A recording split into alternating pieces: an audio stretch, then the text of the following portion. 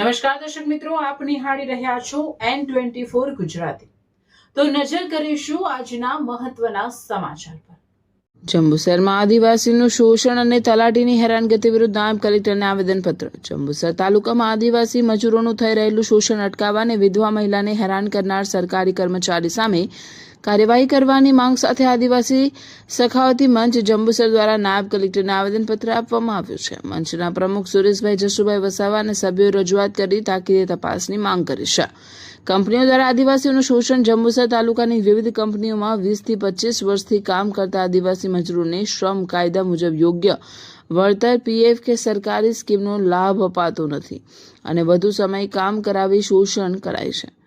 મગણાદની કંપનીની ઘોર બેદરકારી। મગણાદ ગામની સુપર સોલ્ટ કંપનીમાં 10 થી 15 વર્ષથી કામ કરતા દશરથભાઈ રાઠોડનું ફરજ દરમિયાન ચક્કર આવતા મોત થયું હતું। કંપનીએ પરિવારને કોઈ આર્થિક સહાય આપી નથી। તપાસમાં બહાર આવ્યું છે કે કંપની પીએફ કે વીમાની જોગવાઈથી બચવા માટે અન્ય વ્યક્તિ ખાતા મારફતે મૃતકને પગાર ચૂકવતી હતી।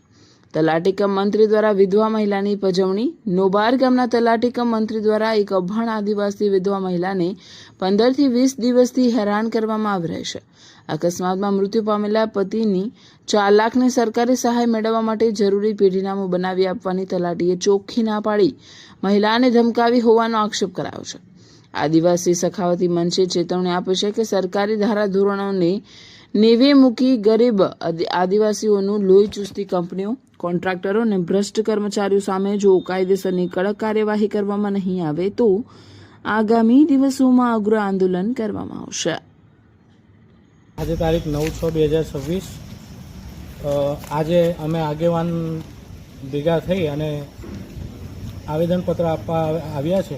સુપરસોલ કંપનીમાં મંગળાદ ગામની સુપરસોલ કંપનીમાં દશરથભાઈ સનાભાઈ રાઠોડ નાઓને કંપનીમાં મૃત્યુ થયેલ છે, જેનું આજ દિન સુધી કોઈ વળતર કે કોઈ એવી કોઈ જોગવાઈ થઈ નથી। માટે અમારા સમાજ જો જે અન્યાય બન્યો છે એના અનુસંધાને આજે પ્રાંત સાહેબશ્રીને આવેદનપત્ર પાઠવવા અમે ભેગા થઈ અને આપીએ છીએ। આજે સંજયભાઈ દશરથભાઈ બોલું છું। હવે મારા પપ્પા સુપરસોલમાં 10-12 વર્ષથી નોકરી કરે છે, કરતા હતા અને સવા એમની જર્નલશીપ ચાલે છે અને એ લોકો 21/4/2026ના રોજ નોકરી ગયેલા। હવામાં તો સારા જ ગયેલા ઘરેથી, પણ અચાનક જ એ લોકોનો ફોન આવ્યો મારી પર કંપની પરથી કે ભાઈ પપ્પાને ચક્કર ચડ્યા છે, તે દારૂકુલાર હોસ્પિટલમાં એ લોકો લઈ ગયા। હવે એ લોકો લઈ ગયા, મને સાહેબનો ફોન આવ્યો કે તારા પપ્પાને ચક્કર ચડ્યા છે। કે પછી હું ઘરેથી કીધા વગર દવાખાના દારૂકુલાર હોસ્પિટલમાં ગયો। પછી મને ખબર પડી, કહી ગયો ને તમારા પપ્પા મૃતદેહ હાલતમાં પડેલા જ હતા। પછી મેં ડૉક્ટરને તો મેં પૂછ્યું નહીં, પણ મારે જે લોકો છોકરાઓ લઈને આવ્યા હતા ને એ છોકરાઓએ મને કીધું કે તારા પપ્પા તો એક્સપાયર થઈ ગયા છે।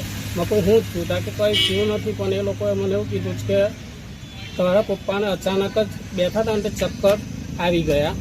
પછી અમે તો હું તો બાવરા થઈ ગયો, એટલે પછી મેં કશું કર્યું ના। પછી એ લોકોએ મને એવું કીધું કે એટેક આવી ગયો। પછી અમે પીએમ કરાવ્યું। પીએમ કરાવ્યા બાદ એ લોકોનો રિપોર્ટ પણ આવ્યો, પાછો 10-15 દિવસે રિપોર્ટ આવ્યો। તો રિપોર્ટમાં એવું જાણ થયું કે તારા પપ્પાને એટેક આવ્યો અને એ લોકો એવું કહે છે ઘણા ટાઈમથી હૃદયમાં બીમાર છે। હવે ઘણા ટાઈમથી હૃદયમાં બીમારી હોય તો અમને તો જાણ હોય ને કે પપ્પાની દવા ચાલતી હોય, એવું બધું અમને જાણ હોય ને, પણ એ કશું હતું જ નહીં મારા પપ્પા। હવે અમે કમ્પ્લેટ જ ગયેલા, કોઈ ચક્કર નહીં। અત્યાર સુધીના એટલા વર્ષોથી અમે સાથે જ રહીએ છીએ, પણ કોઈ દારો પપ્પાને ચક્કર નહીં, કોઈ જાતની બીમારી નહીં, કોઈ દારો દવાખાને ગયા નથી। અને આ લોકો એવું કહે છે કે એટેક આવી ગયું। હવે કઈ કંપનીમાં જ મૃત્યુ પામ્યા હતા, તો આ લોકોએ મને જાણ કર્યા વગર દવાખાને લઈ ગયા। અને પીએફ બી મારા પપ્પાનો 12-13 વર્ષથી નોકરી કરે, પીએફ વારંવાર અમે રજૂઆત કરતા હતા તો પણ એ લોકોએ કાપી ના। હવે અમારું શોષણ હવે અમારે કરવું કેવી રીતે? હવે અમને ન્યાય મળે એ અને થવું જોઈએ અમારે। અને અમે મામલતદાર ઓફિસમાં પ્રાંત ઓફિસમાં આવ્યા છે પત્ર આપવા સારું। હવે એ કરે